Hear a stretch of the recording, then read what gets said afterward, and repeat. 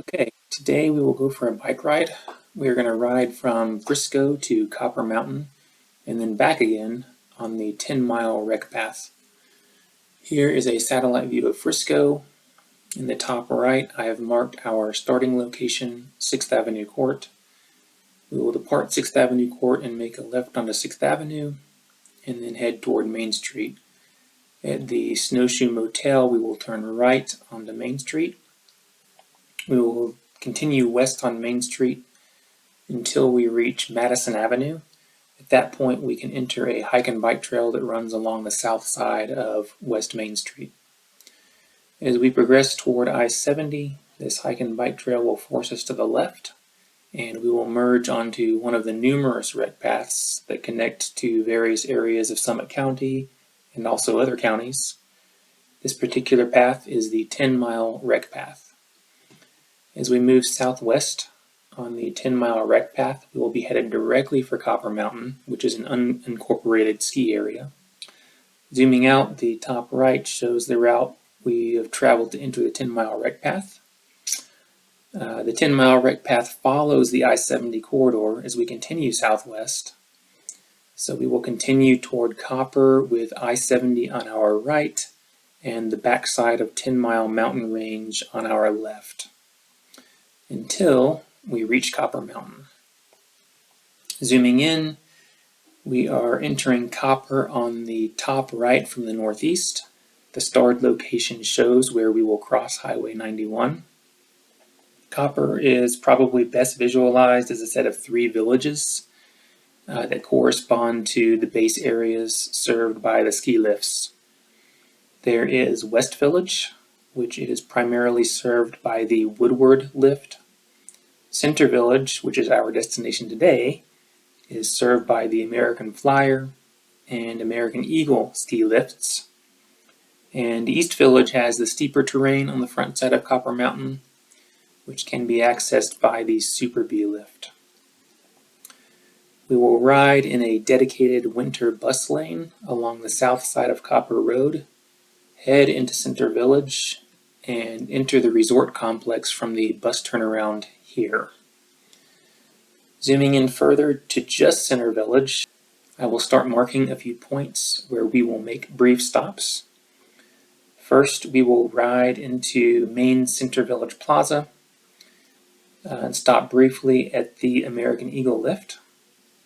Then we will continue along the slopeside walk and stop at the American Flyer lift. We will then wrap around the backside of Center Village to where the Summit Stage bus drops me off in the winter. We'll then go through the main Center Village entrance, cross a covered bridge, and we will stop for a moment next to 10 Mile Creek. This is the same creek that eventually runs down into Frisco right by my house.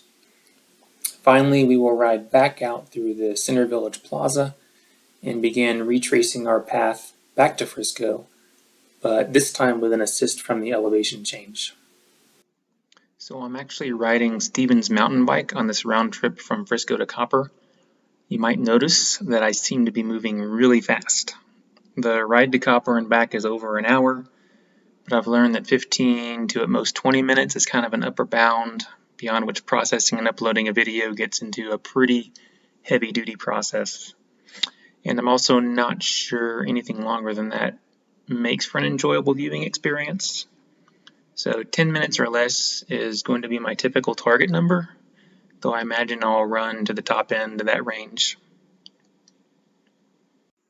To address the issue of squeezing a long recording into a short time, I'm taking advantage of the TimeWarp feature of the GoPro. I'm really pleased with the way this came out. I spent a lot of time out of the saddle on this ride, especially on the uphill to Copper.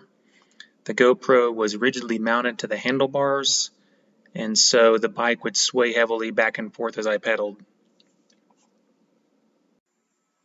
As we get on the 10-mile rec path, you will notice a little wobble in the solid yellow line dividing one side from the other as it rolls off the screen. But I think the GoPro's leveling feature did a really amazing job of providing a stable and smooth output in this TimeWarp mode. I was really happy with it. My average speed riding up to Copper is on the order of 12 miles an hour. So with a time warp factor of 5, it will appear that I am riding around 60 miles an hour going most of the way up. This video was taken late morning on a June Saturday. As a result, the traffic on the 10-mile rec path is close to the maximum that it sees. There are several companies that rent out bikes to tourists and then drive them up to the top of Vail Pass so that they can have a bike ride that is entirely downhill. So the net downhill traffic is much heavier than the uphill traffic.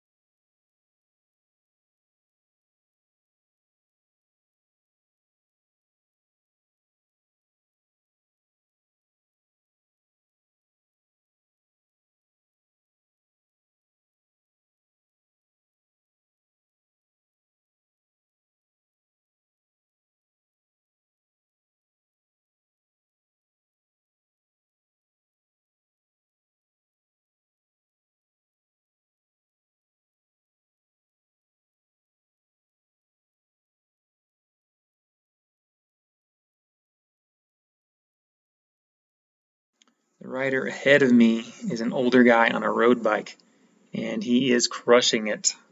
I am more than a little bit competitive, as you know, so I'm eventually able to catch him on a climb, even though I have a heavier mountain bike. But I can't hold him off as we get back into the flatter area and don't catch him again until we reach the edge of Copper Mountain.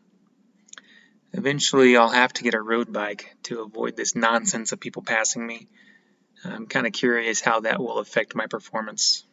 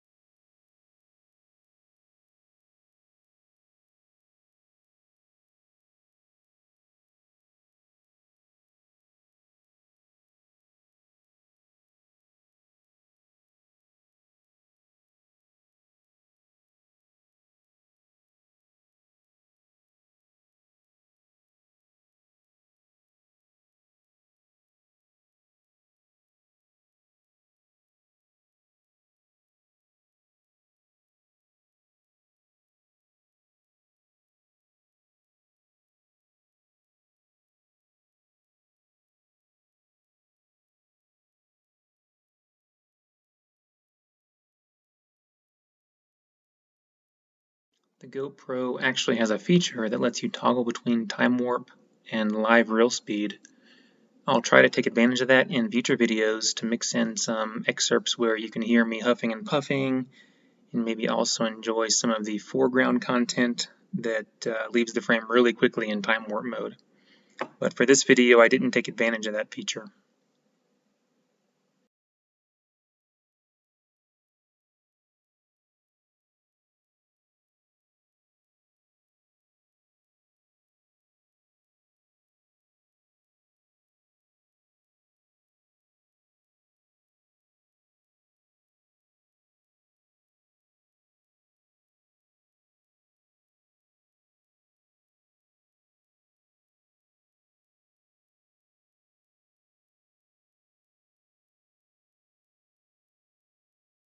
Copper is most active in the winter, but like many ski areas, it also offers summer activities and has a golf course.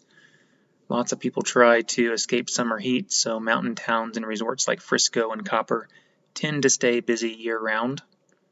The American Eagle lift here will actually run from time to time in the summer, and you can buy a pass and take a mountain bike up and ride down some of the trails.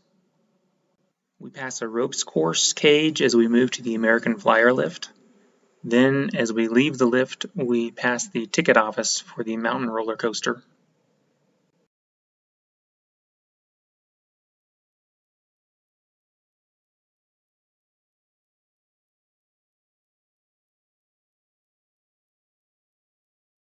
Here is where I get off the bus to go ski.